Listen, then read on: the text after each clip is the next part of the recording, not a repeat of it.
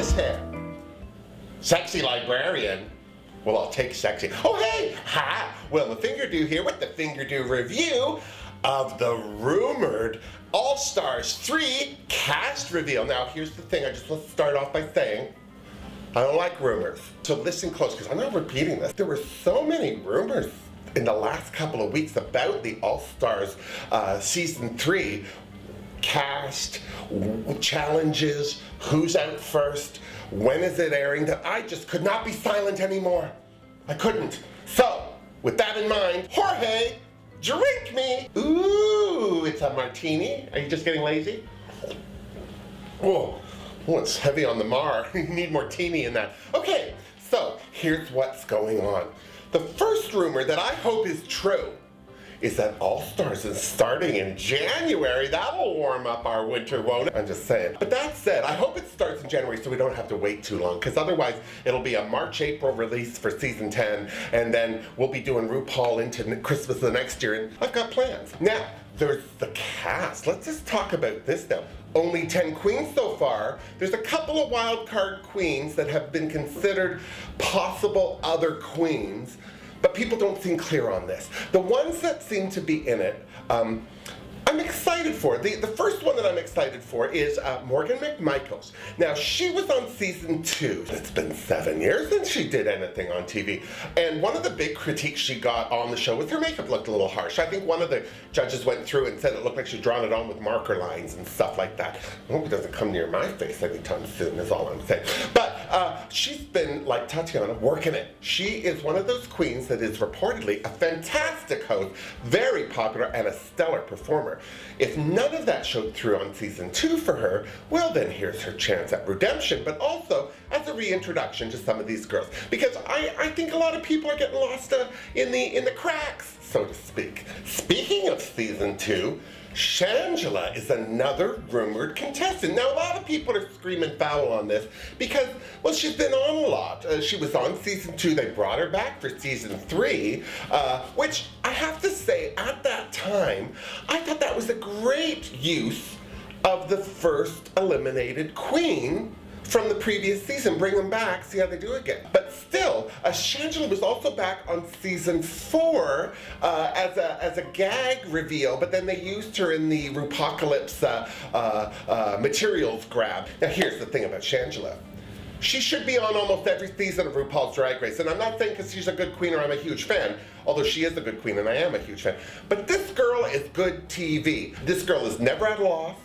She always has an opinion. She's always got something to say. She's always got a smile on her face. And if not on her face, it's almost ready to go on. She is one of those people I think that anyone would like to work with. And I'm excited to see her come back and possibly, finally, give us some actual competition. Because I feel like every time she the first season, out first. Second season, well, nobody gave a crap. Third season, people were just happy she wasn't staying the whole season. So I'm excited for Shangela. A lot of people are saying that she shouldn't have to come back for All-Stars, but if there's not one queen in the world who is not a star because of RuPaul's Drag Race, it's Shangela. And for those of you who think she isn't, I am just saying. Next on the list, and I'm going to go through this by seasons that the queens were originally on. We jumped from season 2 all the way up to season 6. We've got Darian Lake, Ben de la Creme, and Milk. Now let's start with Milk. A lot of people, again, All-Star. Well, again, if you were on RuPaul's Drag Race, you can compete on All-Stars. Some of these girls were on early and we forget them. Some of them were on recently and we forget them. And then there's Milk. No offense to Milk, because I really love her. I thought she was so exciting to see on the show, but maybe a little too much, because the girls just never seemed to understand what the hell was going on with her. Now, though, I think that Milk is almost boring compared to some of these more innovative, weird, and extravagant queens. So she was a little ahead of her time. Maybe All-Stars 3 is a good time for her to shine. I don't know. But I'm excited to see what she's doing. I'm excited to see how she's still influencing others' drag, but also how other drag has been influencing her. It'll be exciting. But not as exciting as the rematch of Darian Lake and Ben de la Creme. All I have to say is, sweet Marie and the ships at sea. In season 6, I thought Darian Lake was going to win it. At the beginning, she was one of my picks for top 3. Definitely my pick for the first big girl to win RuPaul's Drag Race.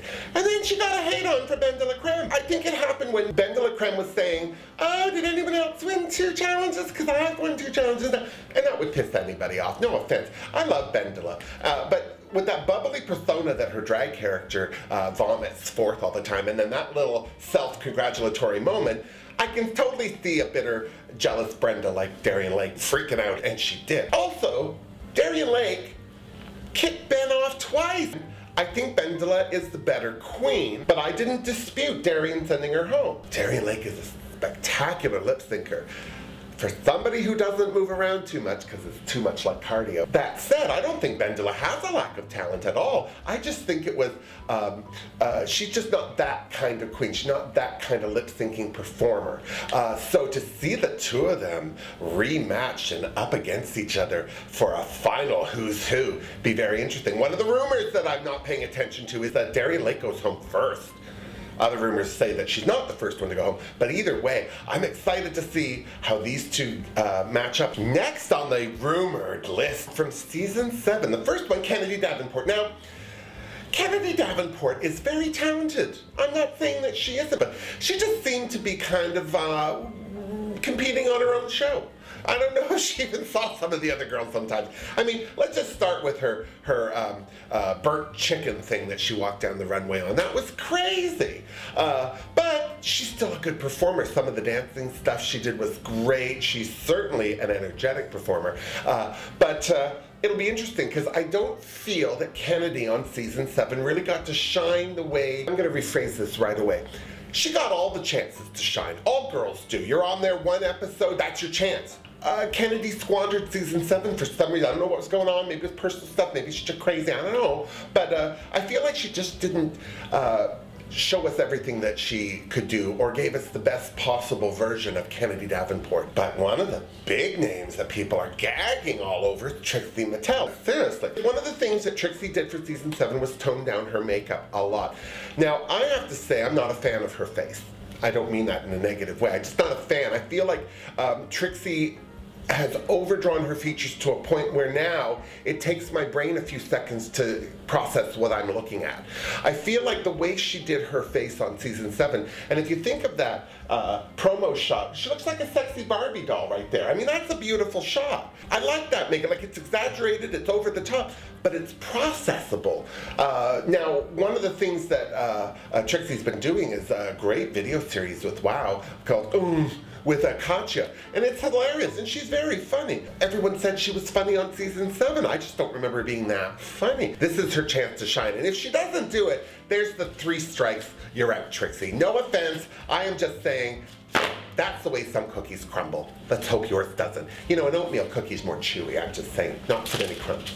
The next queen that's allegedly is from season 8. Now, she was one of my favorites before the season started. I was really excited to see her do well.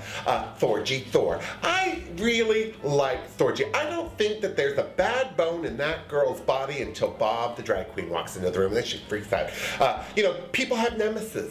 Superman has Lex Luthor, Batman has the Joker, Thorgy Thor has Bob the Drag Queen. Now, I'm not saying that Bob's evil and Thorgy's a superhero, but there's the comparison is all. Thorgy, very talented. She had a lot of great ideas, which is why I think that most of her ideas fell flat. She had too many to pick from. She couldn't, you know, just focus on what's the best. What am I going to do to win this?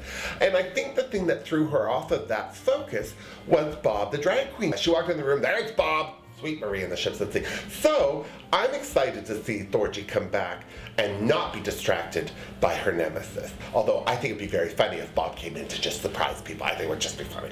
That's just me. I know, not funny, haha. Funny as in shady. Also from season 8, I'm so excited to see her come back, Shishi Devane. Now, Shishi Devane had her own set of demons to battle. I mean, she's from the South. She had issues. One of the things about being Po is that it makes you creative, and Shishi was definitely creative. Her best outfit was the one she made out of paper. Not only was it the best one she wore, but I think it really eclipsed a lot of the other girls' outfits. So clearly she has taste. She has great concept of proportion and what works on her. She just doesn't have the cash to buy this stuff. Who does? She of course won some great accolades on her season when she had that Jennifer Holliday lip sync for Your Life, and she stood up and the beads all fell off her dress, and it was a take me to Jesus moment, and of course she won. But she also beat out Thorgy Thor in that lip sync. So the interesting thing now is how will those two do next to each other, because they're both very talented. Personally, I think Thorgy's the more seasoned queen, but so are a lot of these other girls. And that brings us finally to our last rumored contestant for season 3 of All Stars, and that's Aja. Now, the minute I heard her name, I was conflicted because and I'm going to contradict myself here. Don't send letters because I know I'm contradicting myself. But I didn't think she'd been on RuPaul's Drag Race long enough to be considered an all-star. Well, no, she'd been on. She's absolutely able to compete for All-Stars. But we just saw her. And this is where I think the All-Stars happening before season 10 is maybe a little too premature. But she's so funny and so charming. She's got such a unique style, regardless of how it translates on camera sometimes. I mean, we remember the disaster.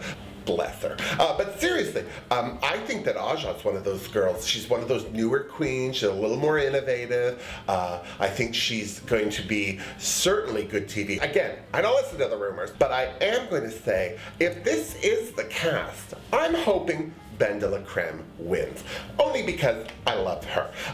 The other girls that I would like to see, well, I'd love to see Shangela win. I think it would shut up a few people. And I think Thorgy Thor would feel better about herself if she won. That said, Trixie Mattel is the rumored favorite to win, and of course she's got a huge fan base, and so she should. And Aja's following out of Brooklyn certainly sees her winning. Rumors or not, those are the queens' names that are bouncing around the interwebs these days for season 3 of All Stars.